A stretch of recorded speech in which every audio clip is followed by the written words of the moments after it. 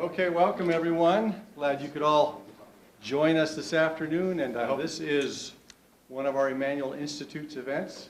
We're kind of narrowing those down to a couple a year now, and trying to figure out what will be most relevant and helpful to churches. And so I'm glad to see all of you come tonight. The thing that our steering committee really thought we needed for our churches this time was something on discipleship. I'm glad we've come to an era where I think we've gotten past the idea that discipleship is making sure somebody makes the good confession, and then they get soaking wet, and then you kind of let them dry out in the pews together for the rest of the time and figure out what Christian life is all about on their own. But we've gotten to the point where we actually, I think, are thinking about the whole process of what makes somebody a disciple, what it takes to make disciples in the church. And there are a lot of people in churches who are talking about how important this is, but what I have discovered in talking to them is they're not exactly sure how to get started. They're not exactly sure what the process might be. They don't know how to get past ground zero in helping people become disciples of Jesus Christ. And that's why I thought of Kevin Bold this time. Kevin and I first met. I was out in Oregon. I was out visiting some churches, and Kevin was on his way down to become the interim minister at Coquille Christian Community Church. And it's a great church. It's been a good friend of Emmanuel for many, many years, but they've gone through some kind of tough experiences, and Kevin was there to kind of help them heal. But Kevin had been, and he had been for some time, the president of a ministry called Disciple Path. And Disciple Path was all about helping churches learn how to disciple. And it came out of a lot of experiences that he had before in a class that he'd taken in his Doctor of Ministry course at Trinity Evangelical. Kevin's got a background in pastoral ministry. He's got a background, 15 years as an Air Force chaplain. He's done a lot of coaching for churches in how to do discipleship. Currently, he is now involved in a ministry called Ministry Connect, which is actually, I think of it as kind of a dating service for ministry opportunities and people in ministry. It doesn't just say, this is a job opportunity listing, this church is looking for an associate minister to do small groups or something like that. It's really trying to connect people's experience and gifts with ministry opportunities on a nationwide basis with a database and some pretty technologically savvy people and tools out there. So Kevin's involved in that. A couple of years ago, I heard Kevin speak on discipleship at the last National Missionary Convention before it became ICOM, which to those of us who grew up on the mission field is a brand of ham radio. But that's, Kevin did a great job at that. And so we've asked Kevin to come join us. We'll be in sessions today. We'll be taking slight breaks in order to change tapes on our cameras because we're really regarding this in some ways as a video event. What we're doing today is going to be on Emmanuel Institute's YouTube channel because we don't want it just to benefit you all, although I think being here to interact with Kevin is going to give you a better experience, but we want it to help churches anywhere learn what it means to disciple people. So why don't you help me welcome Kevin Bold, Dr. Kevin Bold. Okay. Thank you. Well, he gave you almost all of my life story there. I'm also a Northwest native. I grew up in the Seattle area and flew out yesterday from Seattle. Thank you for making me feel right at home. Today, I was hoping for a little sunshine down south here, but no, it has to rain like usual. Anyway, we drizzle a lot up there is what we do. Actually, did you know Chicago, though, gets more rainfall than we do. But we just kind of like to spread it out a lot more. It's the misty, drizzly type of stuff that are there. Bill Cosby has some great lines about Seattle, you know what the Pillsbury Doughboy said to the Seattleite? Or the Seattleite said to the Pillsbury Doughboy? Nice tan. Okay, anyway. And we don't tan out there, we rust usually. That's another one of his jokes. Anyway, it's great to be here with you. I am a graduate of Puget Sound Christian College. that Brand X Lincoln Christian Seminary, and then also Trinity Evangelical Divinity School. How many here do we have that are students right now at Emmanuel? Raise up your hands there. Okay, a few of you. I like to tell people that I crammed a 3-year Master of Divinity degree into 6 years while I was at Lincoln there, because I was preaching full-time and going to school, which is usually the habit pattern that you have. But it's a great experience, and may your brains not explode because of all the learning that you're getting here and everything. So great school. I'm really glad to be here because this is my first time. Beautiful facility, isn't it? Just gorgeous. You guys are used to it, but this is just marvelous. What a great setting, too, that you have here and all. Well, before I get going with my presentation, I want to kind of ask you. Obviously, we've got this title and everything, how to radically transform people using your church.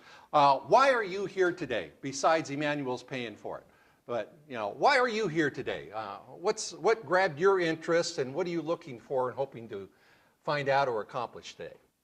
Not all at once, just one at a time, in an orderly fashion, please. Because discipleship's been a desire and just not real sure how to do and haven't been doing it. Okay, great, thank you. Yeah. I want you to confirm that we're doing all the right things in our church. That's right, yeah, so I can go home and say, I have it from on high. We're right, okay, so delusional thinking, all right, anybody else? Yeah. Come on, don't be shy. What are you looking for? What are you hoping for? Be able to reach more people more effectively. Okay, great.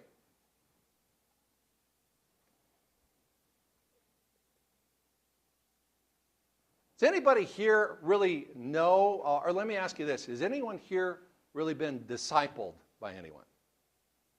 Raise your hand. Yeah, keep your hands up right now. Look around. Isn't that interesting? Okay, you can put your hands down. Would you say that's typical? Yes. Yeah, there was only about 4 hands that went out up of this group, so we got about 20% possibly. Maybe 10, 20%. See, that's the sad fact, isn't it? While most churches talk about making disciples, very few churches have a way to make disciples and a plan to make disciples. We kind of seem to think that discipleship is just going to happen.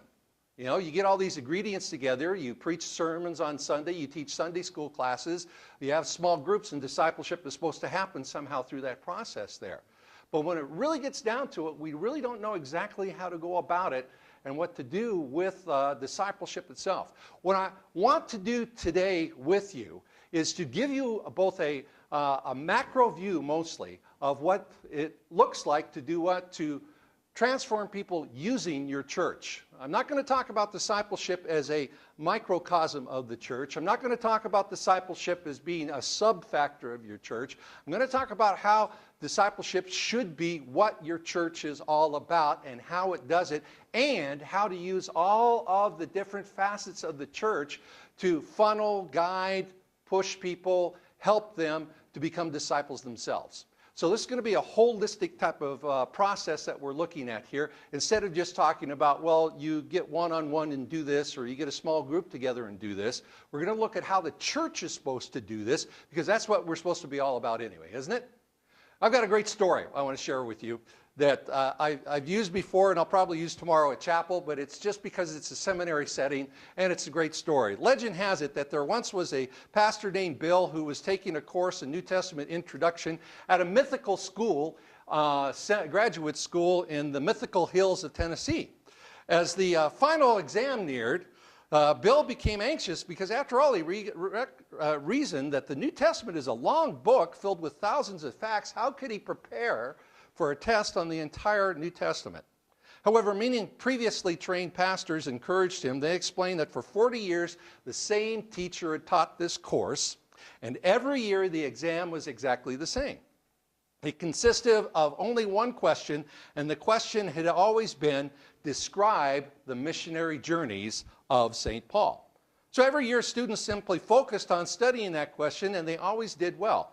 Feeling better, Bill went home and began to study that question. Finally, the day of the exam came, and the teacher walked into the room, handed out a pencil and 3 sheets of paper to each student, and then went up to the front and he said, "As you know, today is our final exam, and the exam will consist of one question and one question only. That question is, describe the life of Christ." Well, there was wailing and gnashing of teeth. Hair was being pulled out. Pencils were being broken. Pieces of paper were tossed up in the air as the students were so frustrated that they didn't prepare correctly and they just stomped out of the room not having answered the question. Except for one student. Bill was in the front row writing furiously. So the teacher walked up to Bill and said, "Young man, since you are the only one to finish the exam, I will give you an automatic A. But I must know what you have written.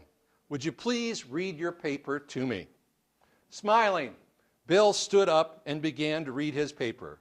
"Who am I to describe the life of Christ? I would much rather write of the missionary journeys of St. Paul."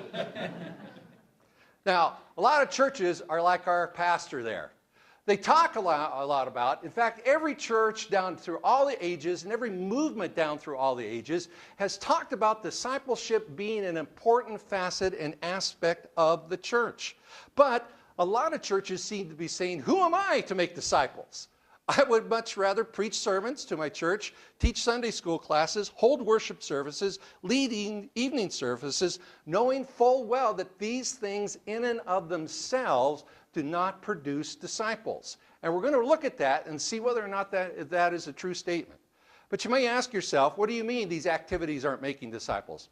Let's look at some quotes here. First of all, I'd like to quote Bob Gillum, the president of TNET International, who says, "While most churches believe in making disciples, very few are effectively making them." In a survey of over 6,000 churches that he has done through the Church Development Survey, he found out that only the average evangelical church in America wins 1.67 persons to Christ and their church each year for every 100 persons who attend that church. Now I want you to think about that. That means it takes one pastor, 100 people, and 1 year to win less than 2 people to Christ. One pastor, 100 people, and 1 year to win less than 2 people to Christ. That's the average across America. That's a horrible average. Less than 50% of church members pray for 5 minutes at least twice a week. Less than 50%. Only 11% of church members have shared the gospel even once in the last year, and 33% have never shared the gospel with anyone. And while most leaders are asked about making a disciple, they can't tell you what exactly a disciple looks like or how to define it or even how to go about the process of doing that. At the first international consultation on discipleship in Eastbourne, England, renowned author John Stott wrote this: "In some places the church is growing strongly, but even there the problem is that of growth without depth. In short, the church lacks proper discipleship. Our zeal to go wider has not been matched by a commitment to go deeper." And if you go across into the third world and start asking questions over there, you'll hear that the issue there in most of the places in the third world is not a question of that we need more evangelism. The question is we need more discipleship. Because as the third world is exploding with evangelistic product, they don't have the mature people to lead the churches in the appropriate way. And what happens in those places? In fact, we were working with Campus Crusade and the Jesus Film down in South America, and they had this huge problem. They go in and they show this film to the local populace, and they'd have all these people come to the Lord, and then they'd say, "Okay, go to church now," and there wouldn't be a church. So they'd say, "Okay, well, we'll have to make a church then. You're a church now."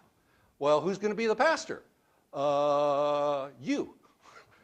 You look like you're the best one of the bunch." And so literally, that's how they choose a pastor. And these pastors then had no biblical training, no pastoral training whatsoever, and they were leading. Now, the problem that comes from that is that when you lead out of that type of ignorance, you don't have the discernment to tell what's right and what's wrong, what's true, what's false.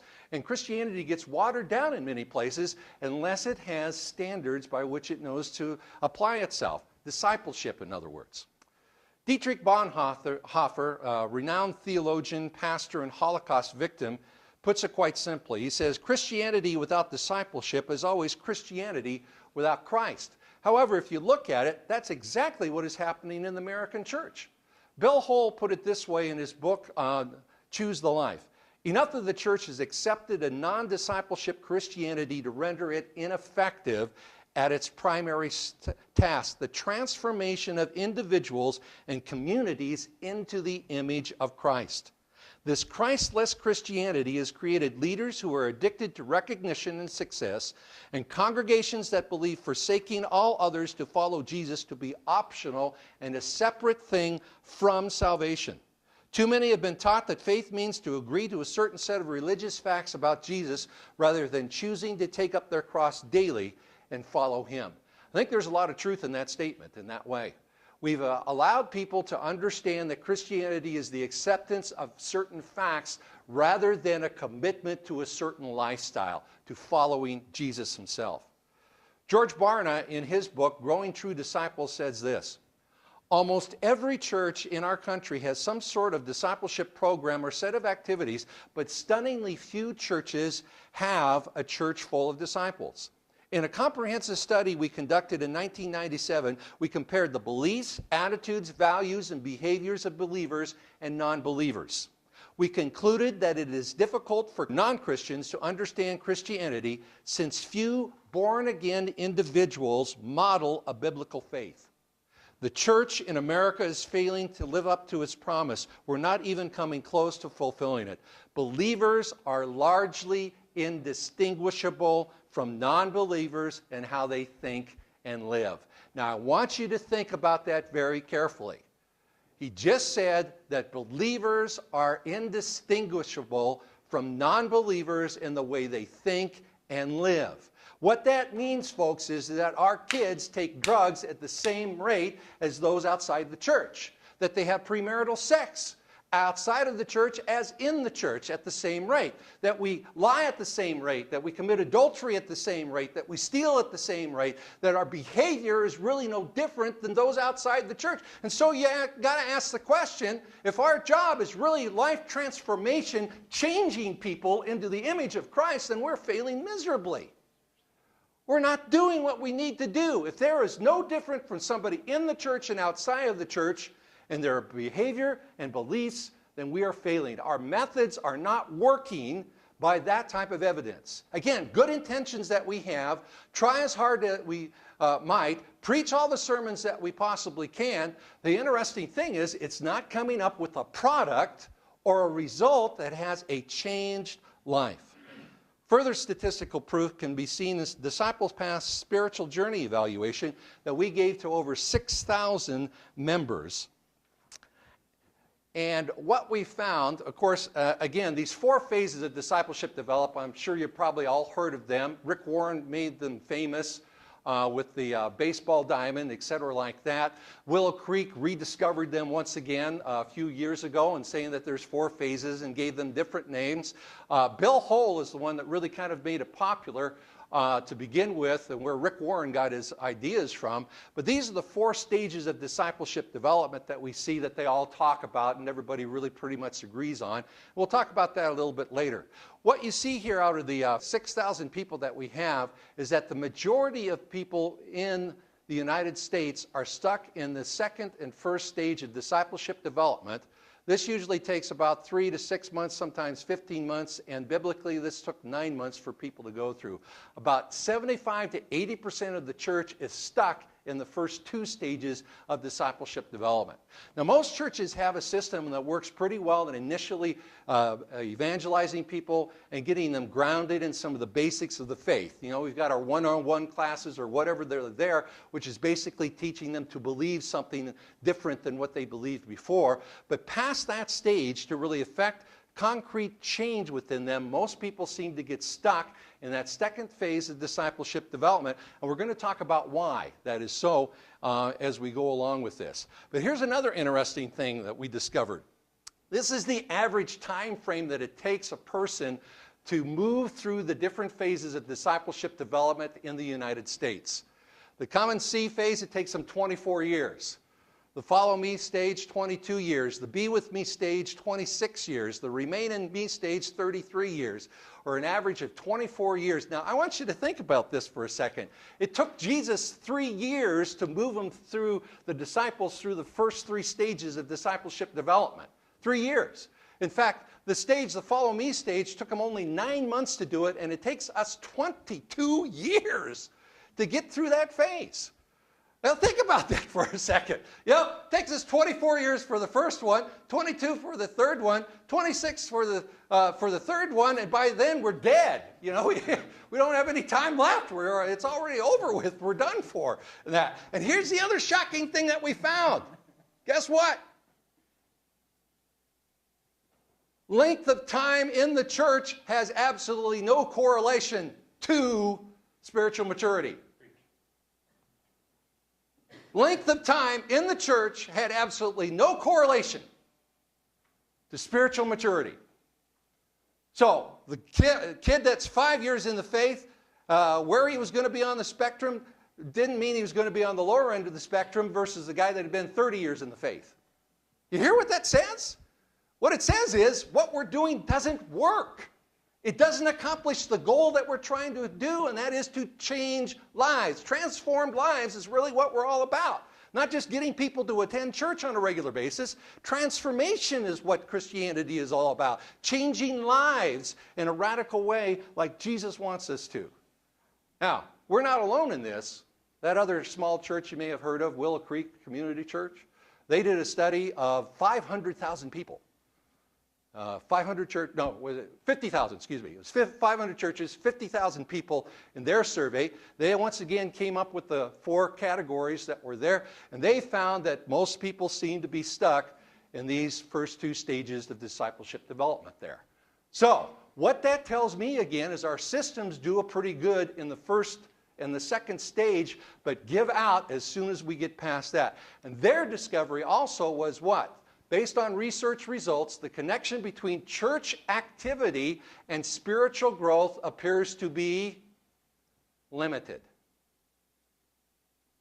In other words, and you got to admit, the way we think is if we can get you to attend more church programs, you'll mature at a faster rate. Isn't that what we believe? Get you to show up for church on a regular basis, get you to show up for Sunday school on a regular basis, and maybe get you into a small group. You're going to grow. You're going to grow as a disciple. And what they discovered is, no, you're not. Church activity and spiritual maturity, there's no correlation between the two. Now, I want you to think about that for a second.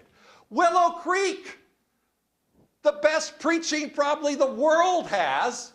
In fact, they've stolen a lot of Christian church preachers to preach there. Best preaching the world has, and you have to be in a small group to be a member. All right? So you've got Sunday morning worship service, great preaching. You got Wednesday night for the believers, great teaching, preaching. And then you've got midweek Bible study you're attending, and it's one of the best small group systems that the entire world has. And what did they find out? Doesn't work. People are getting up to that second stage and getting stalled out. They're not moving forward with that. Well, we could have told them that 20 years ago, but they discovered that on their own. So once again, church attendance and church activity does not equal spiritual maturity. That should tell us something's not working. Now again, we're going to rebel against this, because we're going to say, well, but I've seen people change. Yeah, we're going to talk about who you've seen change, and about 20% of a church is able to grow and to mature under our present systems because of the way we're built. But as a whole, when 80% of the church is stuck in the first and second stage of development, then we've got a problem there. All right. Barna goes on to say this. Discipleship does not happen simply because a church exists. It occurs when there is an intentional and strategic thrust to facilitate spiritual maturity. That's the theme that you're going to start hearing here. Just because you have certain elements included within your church activities, but if there is not intentionality, then that's where the weakness is. Mixing things together and hoping for a spontaneous spiritual combustion to happen doesn't work, and we'll see why. Because we're not teaching facts, we're teaching change in lifestyle. He goes on to say this. There is a tremendous need for a more intentional focus on the discipleship process and for definition to the desired outcomes of such a process. Given the proper motivation, it seems that most believers would be willing to commit to a more demanding regimen of spiritual development. In other words, what he's saying is there's a hunger that is out there within the people, and the reason why they aren't growing isn't necessarily because they don't want to grow, but because the church has not provided the systems that would produce the type of growth that they are hungering for and desiring. If you think about it, the system that we have in place at our churches is we tell them, we tell them, we tell them, we tell them. Right? Show up on Sunday morning and I'll tell you how you're supposed to behave. Come to Sunday school and I'll tell you how you're supposed to behave. And then go to a small group and you might discuss how you're supposed to behave. But pretty much our system is you tell them, and you tell them again. And we think that that'll produce change in effect. And it does for a few people, but for most of us, we need something more than what we see in that type of system. The churches are suffering from an identity crisis. There's the cell church, right? There's the missional church, there's the diversified church, there's the purpose-driven church, there's the meta-church, there's the secret church, there's the demographically correct, purpose-identified, people-pleasing, theologically oriented, Episcopalian church. You see, it really doesn't matter who you are if you don't know what your purpose is. And that's what I see, folks. I see these pastors running to this seminar and running to that seminar and running to the other seminar, this new fad that's going on, and going out to Atlanta for this and going over here to LA for that and going up to Chicago for that. And the problem is it doesn't answer the problem. It doesn't change anything. Doesn't make a difference. You might get more people to come in and audit Christianity, but that's about all you're doing at that point. We don't know what our purpose is. It doesn't matter what we call ourselves. And a lot of times, again, Mike Breen did a great job and nailed it when he was talking about the missional church. He says, we're putting the tire of the church, missions, in the engine compartment, where discipleship is the engine.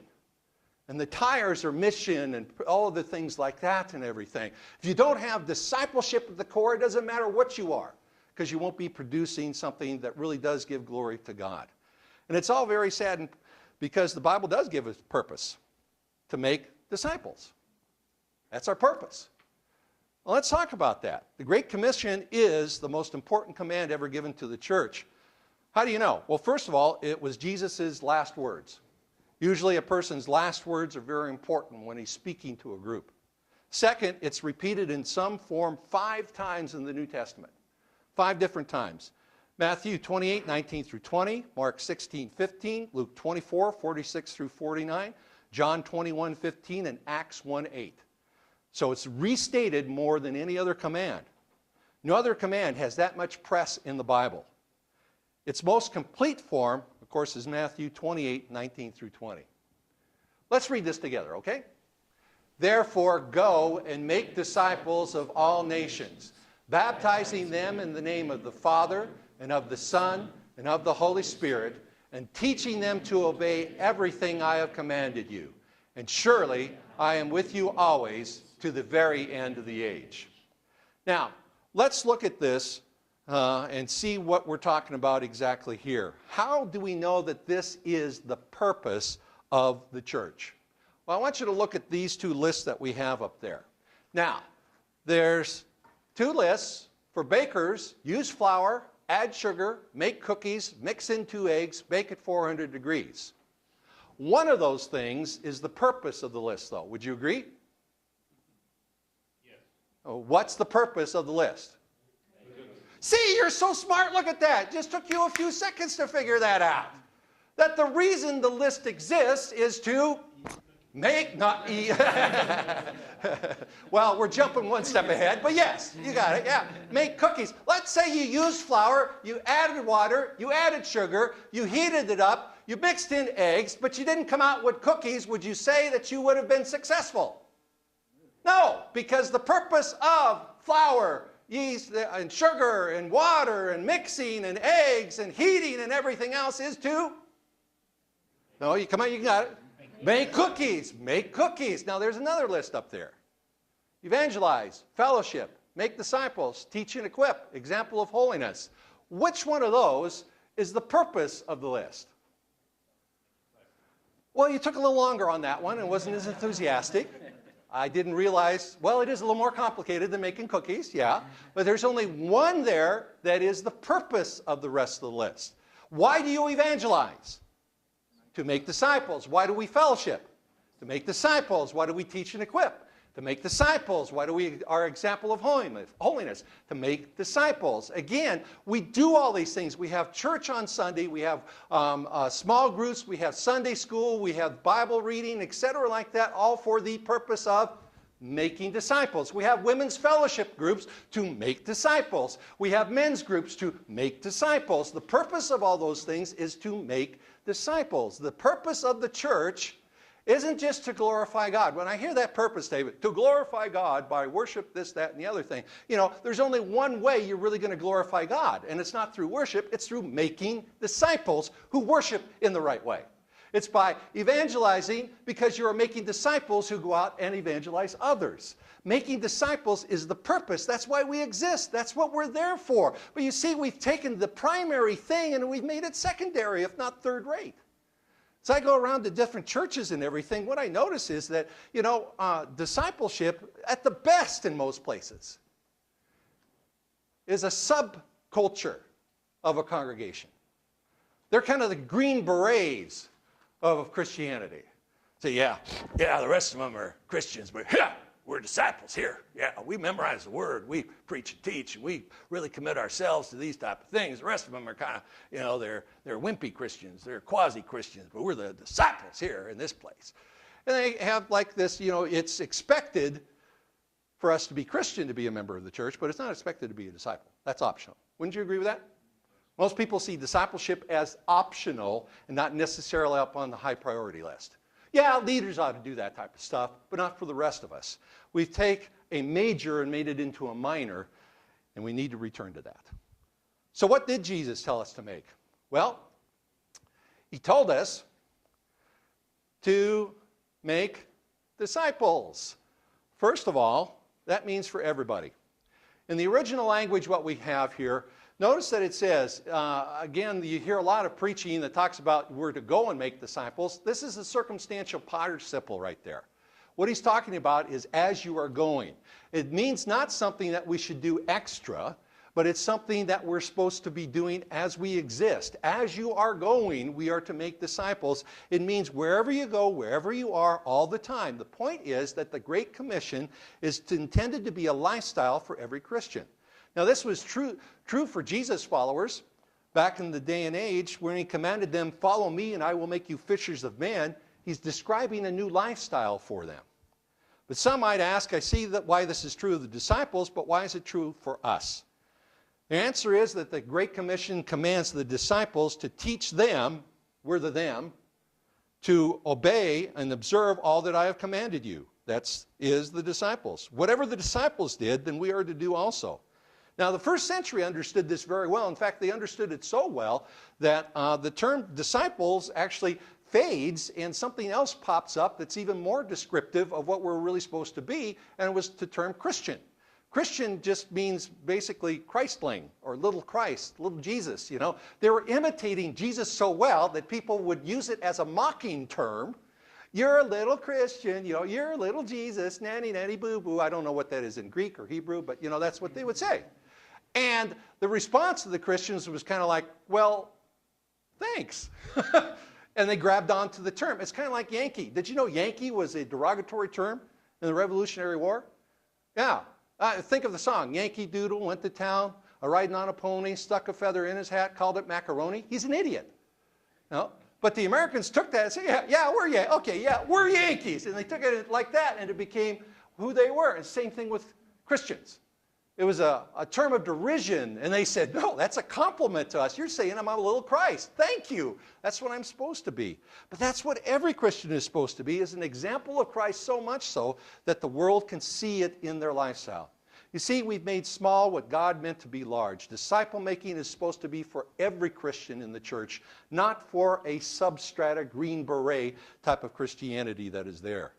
This truth is foundational to transforming your church. Luke 6:40 says, the disciple, when he is fully trained, will be like his teacher. In other words, to change your church, you have to change your life. One of these rules of leadership that I have discovered is that if you expect your church to be here or any group to be here, you know where you need to be? Here. You need to be ahead of them. If you expect them to be at this level of discipleship, you need to be a step ahead. And so whatever we're talking about here, wanting our church to become, we first of all have to be that ourselves and become truly disciples ourselves. Secondly, we are to make a specific type of disciple. Specific type of disciple. Teaching them to obey everything I have commanded you. So, this puts the focus of the teaching on observable transformation. And that's what I want to talk about here. It's about obeying, not just knowing. It's about living the new life, not just learning about the new life. You know, Bill Hull says, I am educated far beyond my obedience. I think that is true for most of our Christians. They keep hearing this information time and time again, but our line of objectivity there is church attendance, or our line of what makes a person a good Christian is church attendance, not changed life. And so when we talk about life transformation, we don't necessarily get it across to them. We think that just information is what it's all about. If we give them more information, they'll naturally become better. And the reality is, no, they won't. Just because a person knows he's supposed to be better doesn't mean he's necessarily going to be better. I mean, it goes back to the 60s when they thought there was this, well, they believed that people were bad at that day and age, that people were bad because of their environments, and that if we would teach them a better way, they would naturally go that way. So in our prison system, that's when the educational system got established in our prison systems. You know, now you can get master's and doctorate degrees while you're in prison. It's there. So they had this huge educational system put into place, and what they discovered after decades of teaching and training criminals is that when they got out of jail, they were smarter criminals. Didn't change their behavior. And see, that's the misnomer. We think that just by knowing better, that we'll naturally do better. That isn't the way it works. In fact, what we've discovered, not just us, but leadership gurus and that study this area, found out that there's 5% of the population has the intrinsic basic quality to see something, know what they're supposed to do, and be able to do it. They're the geniuses that are around here. They're the Rick Warrens and the Bill Hybels that can, you know, read the Bible and they come up with these systems and stuff like that, and then have the self-discipline and also the inner workings to be able to figure out how to apply that in normal life and then pull it off and make it happen. But that's only about 5% of the population. Most of us here, probably all of us here, aren't in that 5%. About 15% of the population can take something that has been worked out as a system. They can look at it, tweak it, because you always have to tweak it a little bit to fit yourself. And then they have the internal mechanisms and the self-discipline to carry it out and to follow through on it. That's only about 15% of the population. In fact, I was just watching a Weight Watchers advertisement, and they said that their success rate is 5 times what it is if a person doesn't go to Weight Watchers. 5 times. I did the math a little bit, and it's about that amount. About 20% of the population can see a Weight Watcher program and then go and do it without any help whatsoever. But that's not the rest of us. The rest of us, why is Weight Watchers successful? Are they teaching them something different in Weight Watchers that they didn't know before? Mostly no. The reason why Weight Watchers works is because they're being held accountable and they have someone to coach them through the process. See, 80% of the population needs somebody to come up beside them, grab them by the hand, and walk them through a process. Help them overcome the obstacles, get them through the difficulties that are there, and get them to the end. Now, I want you to think about that. Where is your church doing that? Usually, rarely. Instead, we're teaching them and telling them, but we're not showing them how or walking through the process with them. You see, what this demands then is it demands a level of intimate relationship for the teacher to be able to communicate these things and to see that they're taking place in the individual's life that you can't do in a large group. You have to get down on a more intimate level. It requires accountability. A teacher can't truly train someone unless the student submits to the trainer's inspection and introspection of their lives. Unfortunately, we don't have the systems in place in our church to accomplish this. Secondly, or thirdly, all that I have commanded you. Our discipleship training needs to be comprehensive. It needs to include all that Jesus taught his disciples about following him. Let's say you've been enlisted by an airline to train pilots. And so you train them in aerodynamics, electronics, hydraulics, and even passenger communication. But we overlook items like navigation, how to read an instrument panel, and emergency procedures. How effective do you think those pilots would be? Would you get on a plane with them? Maybe as a passenger, both of you are passengers, but not as a pilot. No. You want them to have the whole enchilada before they get into the cockpit to fly you someplace, right? But if you think about it, isn't that what we've done? We've given partial training to people's lives. We haven't given them everything that Jesus really wants in their lives. And so the result is a haphazard, incomplete, superficial spirituality that results in lives constantly crashing and burning on the obstacles, temptations, and challenges of life. And they're just not any different than their unchurched compatriots. Jesus did not command us to simply make converts. He did not command us to see how many attendees we could get to audit Christianity in our sanctuary. The problem that we have many times, folks, is that we see the baptismal as the finish line. We see that as the goal, and it's really not the finish line, but that's how we act. Woohoo! Another one came to the Lord. Praise the Lord. Hallelujah. You know, we've made it. We did it. Hallelujah. Our job is done. No. It's kind of like the birthing process. Now, we have a few ladies here. I understand that birth is a painful procedure. Haven't experienced it. Glad I don't have to, but I hear it's a very painful procedure. And I remember standing with my wife after my first child, Angela, was born and getting to hold her in my arms the first, minute after she had come out of the womb. And oh, what an experience that was. And I turned to my wife and I said, well, honey, our job's done. Let's go home. No, I didn't. I looked at my wife and I said, what? Our job has just begun. And hundreds of thousands of dollars later, you get to finish that job. But if you think about it, isn't that the way we treat people coming up out of the baptistry a lot of times? Oh, we do a little initial grounding, but we think our job's done after that. But really, it's the starting line, if you think about it. See, our command is not to make converts. Jesus did not say make converts. He said make disciples. And disciples are something different than a convert. A disciple lives different, acts different, and is able to train others to be a disciple. So there's a whole process of things that we need to do to bring a person to spiritual maturity that we're neglecting within the church, and it's not happening because of that. We have to teach them not to simply believe, but to also behave in the way they act. Howard Hendricks, a well-known Christian leader, was leading a pastor's conference in America. One of his old students came up to him and said, "Hey, Prof, we had 800 in church Sunday." Hendricks wheeled on him and he said, 800 what? Good question. If it was 800 disciples, look out. That town is not going to be the same.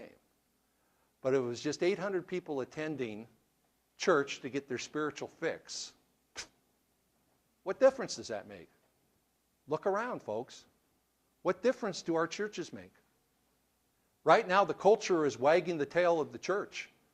The church is not wagging the tail of culture. It's not teaching culture what to do. The culture is teaching us what to do. And as a result, we're becoming less and less like Christ and more like the world around us. Therefore, we are to make disciples that imitate our Master in every way, teaching them to obey everything as commanded by discipling those who also will disciple others. So, how did Jesus do this? We're to make disciples who obey all that I have commanded you. There's a certain way that he did it. So let's talk about the training phases. You've heard about the 4 training phases before. Let's go into some detail about these things. The concept of the training phases. In 1871, A.B. Bruce published his classic book, The Training of the 12. In the foreword to this book, Bruce stated that in his training, Jesus carried his disciples through several sequential and distinctively different training phases. Each phase had a different dynamic and intent, and each one was built upon the last. The same observation was also recognized by Robert Coleman in his book, The Master Plan of Evangelism, by Michael Wilkins in his book, The Following the Master, and by Bill Hull in Jesus Christ Disciple Maker. Bill Hull probably provides the most complete description of his sequential training process, and he notes that there were 4 distinct phases, and using biblical phrases as names, he calls these phases the come and see phase, the follow me phase, the be with me phase, and the remain in me phase. Now there's a divine genius in this sequential phases to produce disciples. Jesus taught his disciples hundreds of beliefs, behaviors, habits, and character traits. Now, to make that type of disciple could be overwhelming that he commanded us to make. We must teach our disciples every one of these. Now, when such a list is given to a disciple maker, it kind of blows them out of the water. You know, I'm supposed to teach them all this. Where do I start? How do I go forward in all of this?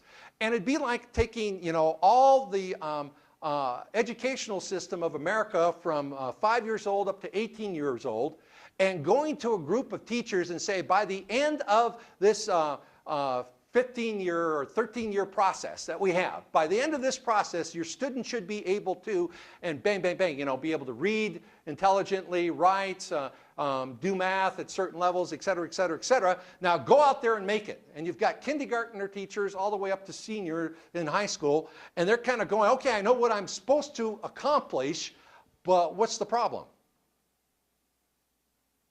Nobody knows what their piece of it is. And so what have we done? We've basically split up it into all these different grades, you know, from kindergarten up to 12th grade. And we've said, okay, if you're a senior in high school, or if you're, let's say you're a 6th grader, the 6th grader should know this stuff. Therefore, by 5th grade, they need to have this stuff. And actually, you back it all the way down there, and you see this layered, sequential, intentional process. Why? Because this is the truth that we miss on this, folks. We don't learn a skill any other way except in an intentional sequential process. Think about it. You first learn how to count, then you learn how to add, then you learn how to subtract, then you learn how to multiply, then you learn how to divide, and then you learn how to do algebra, maybe, maybe not. Okay, but there's a sequence there. Now, can you switch those up? Can you switch any of them up? No, you have to learn how to add before you multiply. True? You have to learn how to multiply before you can divide. You can't switch them up. And there's a skill that's involved in that. That's why you had to practice math. You know, blah, but you had to practice it, right? Because you were developing a skill. The more you used it, the better you got at it, as a teacher would guiding you through a process. And here's that layered approach that they're doing. First, you need to get this basic, then you add that to it, then you add this to it. You think about it, that's how we do any skill. Any skill across the board has this layered approach of advancement in that way. And it makes sense then that Jesus did it that way. Again, if you're going to learn how to play baseball, if I gave you a book of baseball, you know, one of those big, thick ones that has the history of baseball, how it's supposed to be played, all the secrets and inside and outs of it and everything else, and you read that book frontwards and backwards, maybe even memorized some of the pages and some of the dates and everything else, would you know how to play baseball? Could I put a bat in your hand and you go out and knock it out of the park at that point? Yes or no? Why not? Because it's a skill, not an information thing. It's not a knowledge-based skill. There is knowledge that's included with it. It's a skill-based skill. You have to develop a skill, and there's a process. First, you put the bat in their hand. First, you tell them, this is how wide you stand. Then you show them how to hold the bat. See, there's a layering process that goes in. You learn how to do this, then you can learn how to catch a ball. You learn how to catch a ball. You learn how to field. You learn how to field, et cetera. There's a layering process that goes through that as the skill is developed. And that's the thing I want to get through you here today, if nothing else, that disciple making is a skill. It's life skills is what you're trying to do. It's life skills. And so skills have to be layered. And there's certain things you have to get down in your bottom layer, your bedrock layer, and then you start building up on top of those. When you don't do that, you get arrested development.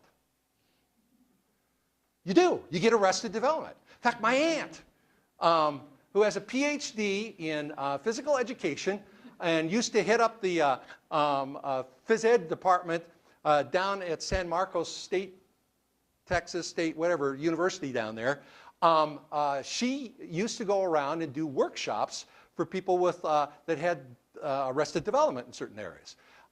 If your child skips over a developmental phase, I remember this, I was in seminary, and of course we're all having our first kids, and we're watching their development and everything else. And I remember a friend of mine, Carl Douthit, came in and said, yeah, our kid's walking. He skipped right over the creeping stage and jumped right over the crawling stage, and he's walking now. We got a great kid.